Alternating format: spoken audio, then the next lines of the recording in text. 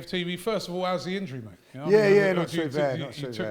Took a knock. You know, he took a red card of tackling in your game today. Yeah, took it. Where's the card? Where's the card? That's what I kept saying. Like, but yeah, I'm all right. It's getting stiffer as the day goes on, which is not good. Now them players feel, right? Yeah. Now Lacazette must feel. You know well, I mean? yeah. That's not looking great. That could be a hamstring. No, well, it is an hamstring, isn't it? And he's definitely out for the semi-finals and maybe even the final 3 weeks.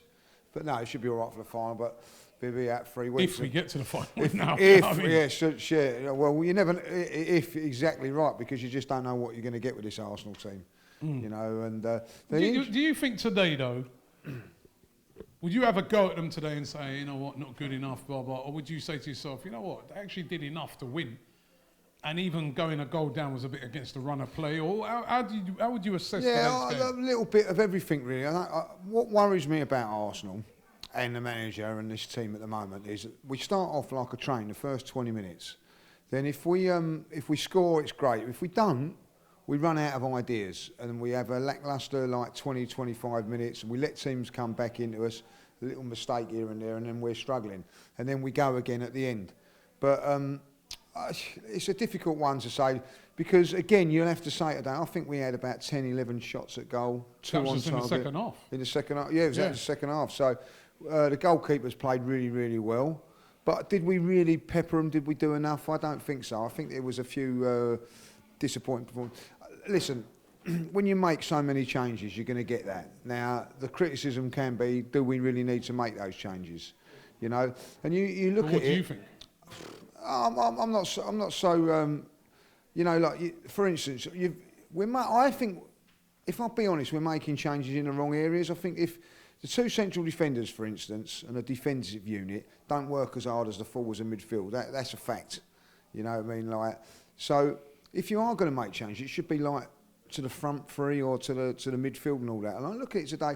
You know, could have maybe rested Lacazette today. Could have done. But really... Yeah, but that's easy to pick that out now that he's got injured. Exactly, right? Of course. And if he would have rested him and say he started with Eddie and it was 1-1, everybody would be saying, oh... Exactly, well, so that's in your problem. Then, you know, you've left out Tierney, you didn't rest Tierney and he got injured. So that's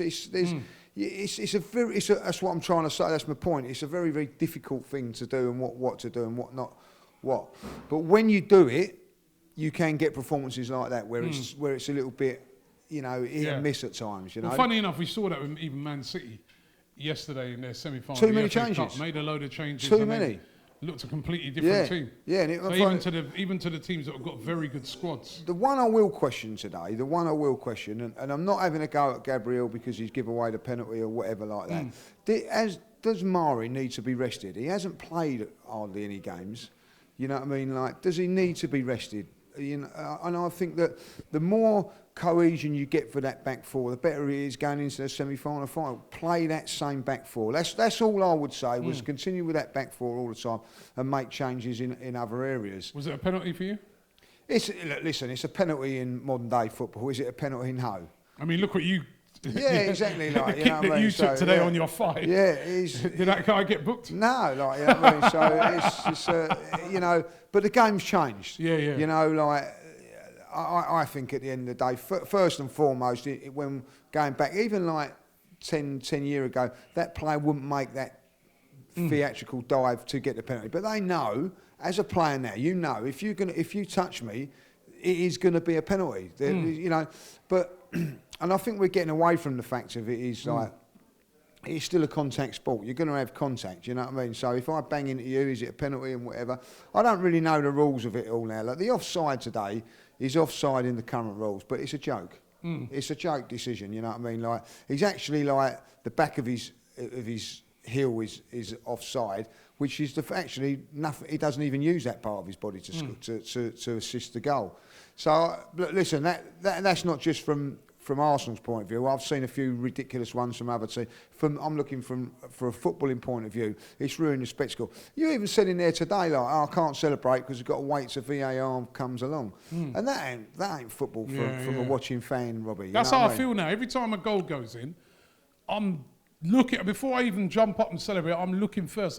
Even I looked on a couple of streams recently and I've sort of got up and I'm like, I mean, I can't fully celebrate because I don't know whether it's a goal or not. No, exactly. I think there was a. I can't remember a game I saw in a week. Well, I see one game, and I thought like they've scored, and I didn't even think that it would be offside, and they went, "Oh no, there's an offside," and I looked at it, "Oh, that's ridiculous."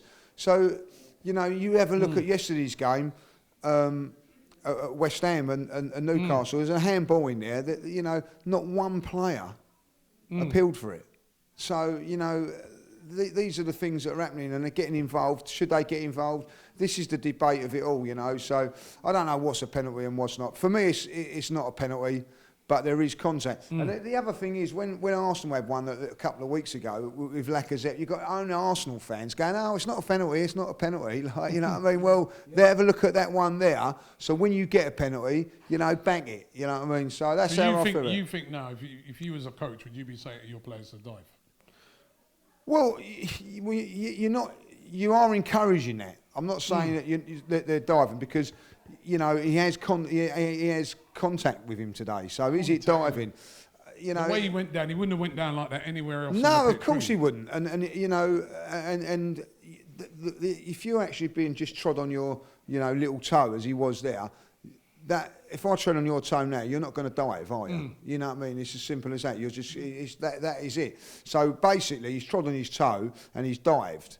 So, but he's got a pen. And there was a couple of times there where Martinelli's gone through, and because Martinelli, I think's honest, inexperienced, a little bit youth, and wants to score goals, he's not going to go down. He's trying to score. You know what I mean? And so it's a difficult one. So would I encourage it? As a coach, you probably would, because at the end of it, particularly if you're down in where their situation, you know, you're going to get the penalty. So cheating it's a difficult prospering, you know. Well, yeah. Or the dark arts, as they say. It's not cheating because you're actually touching him, isn't it? But like, what that sort of decision is doing is encouraging cheating, and that ain't what football's about. You have got the contact sport in it. You know, I don't know if. Going back to that, the 3 tackles on Granit Xhaka day when he went in, went. Oh, I love to see all that. Yeah, me too. You know what I mean? If you was at the ground, he'd be cheering every one of them. But like, no doubt they probably checked that. But they as well. check that and they say that. So they're taking that out of the game. You know, and tackling is part of the game, and contact it is. But I'm watching it now, and you know, with my mates on the WhatsApp group and all that. Football's finished. It's not because it's Arsenal.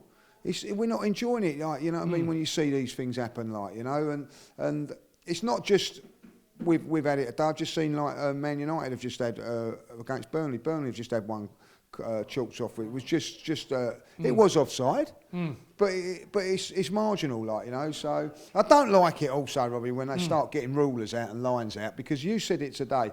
When is it the actual point that they actually have contact for? But that's what my thing is, right? You don't know when the ball's actually left.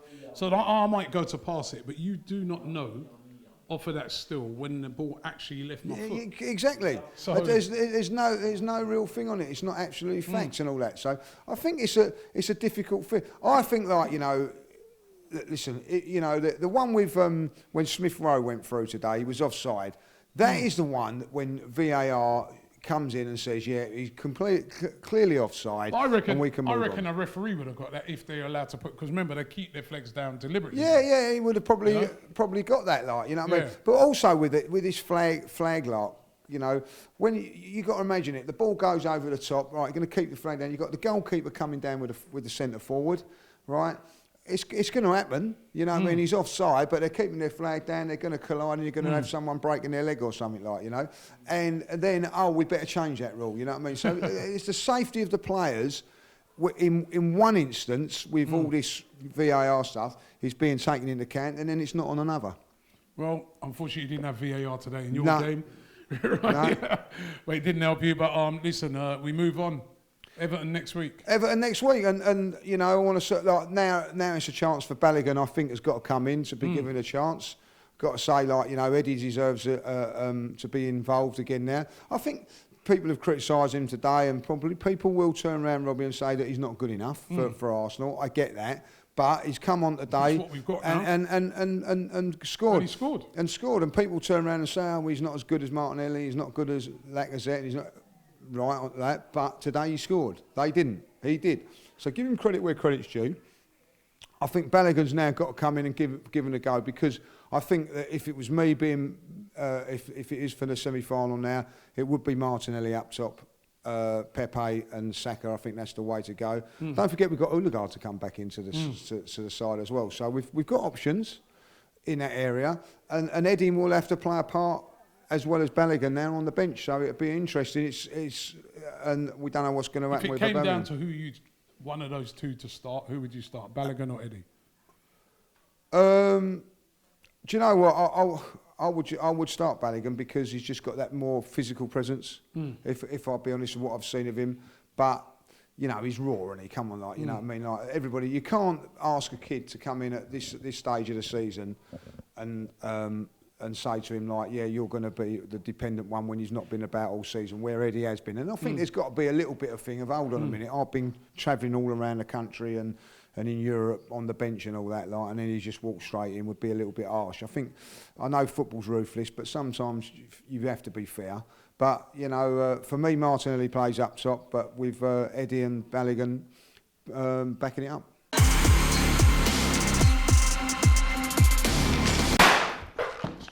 Bruv, I told you to stop doing that, blood. The cake's all on my D-squares, man. The prayer that we say before we go to war. Bigger than you ever seen. Come on! Don't say yes! £5,000. Come on! Go on, lad! Hi, and welcome along to the Don Robbie channel. Something big happened this week.